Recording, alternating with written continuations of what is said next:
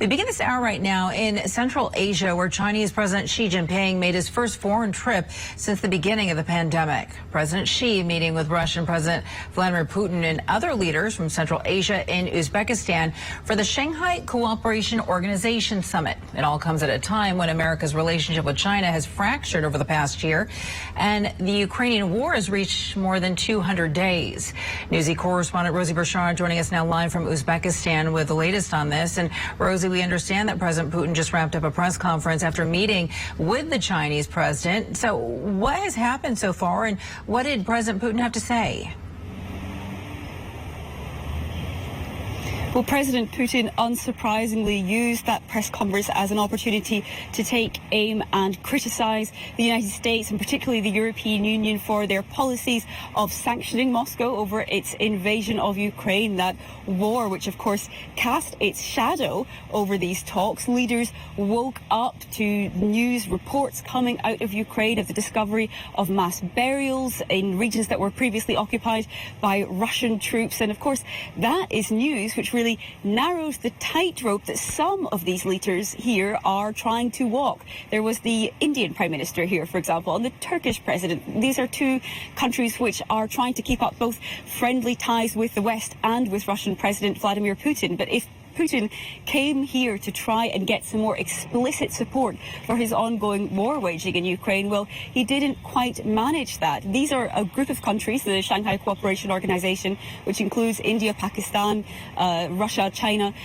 Apart from Russia, of course, a group of countries which are really have a history of not taking sides. And in fact, the Indian Prime Minister Narendra Modi even went so far in a bilateral with President Putin to say that this era is not the era of war. So he was really seeming there to criticize Putin, and that seems to go quite a lot further than he has done before, because these countries, China, India, some of the others gathered here also to a certain extent, the Uzbekistan and Kazakhstan, the countries, the Central Asian states, they have not condemned Russia's invasion of Ukraine, but they've not offered any sort of explicit support or backing either. So Putin, they're trying to perhaps get a bit more of that explicit support. Didn't manage that, but of course he did manage to at least get that photo opportunity, that photo op to show that he still, to some degree, has friends on the world stage, despite the sanctions imposed over the ongoing conflict and the ongoing war on the ground in Ukraine. So overall, Rosie, is Putin getting what he's needed from these talks? You said he's there trying to drum up support for the war. We know that the Chinese are supporting Russia. And earlier we heard him hailing what he's been calling the growing influence of new centers of power. What does he mean by this exactly?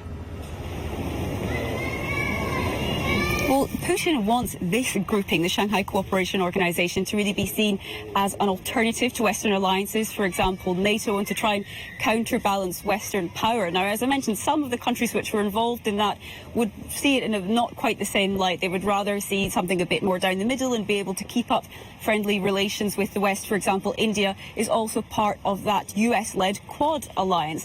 Now, for the Russian president, perhaps some of the goal here was really to try and convince his audience back home. This is a crucial time for Putin. Of course, Ukraine is making those key gains on the battlefield, and the Russian president was asked about that in that recent press conference, and he kind of tried to brush it off. He said, well, the Russian army is not yet using all its forces, and that the Russian forces are in fact biding their time, that they're still making gains in other parts of the country. But of course, as the sanctions bite in Moscow, as the Russian economy shrinks, and with Ukraine making those gains in the battlefield, Putin may be trying to bring something home to his audience in Russia to try and keep up support for the war on the home front. Of course, with him trying to show that he still has international friendships, if not explicit international support, trying to bring that home to the audience as Ukraine makes those key territorial gains and claims back some of that lost territory.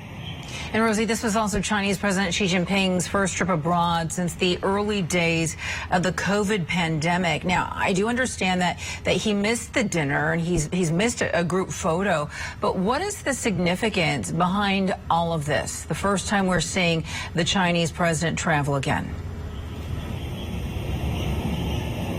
Well, this is also a tricky time for the Chinese president at home. He's under pressure over that zero COVID policy, but there's one big date looming on his horizon. In a couple of weeks' time, there is a key meeting of the Chinese Communist Party at which President Xi is vying for re-election and hoping to really cement his position as one of potentially the most important and powerful Chinese leaders of all time. So many are saying that he's coming here to Samarkand in Uzbekistan to try and build up and show some international clout and then bring that back to a domestic audience. Now, President Xi said to President Putin that he was willing to work with Russia within the responsibilities of major powers, but he didn't really go as far as the Russian president, who was really trying to deepen ties with China, showing, for example, the Russian president saying that he supported China's one China policy. He criticized the US over what he called provocations in the Taiwan Strait. So while Russia seems to be really trying to convince China here, trying to move a bit closer,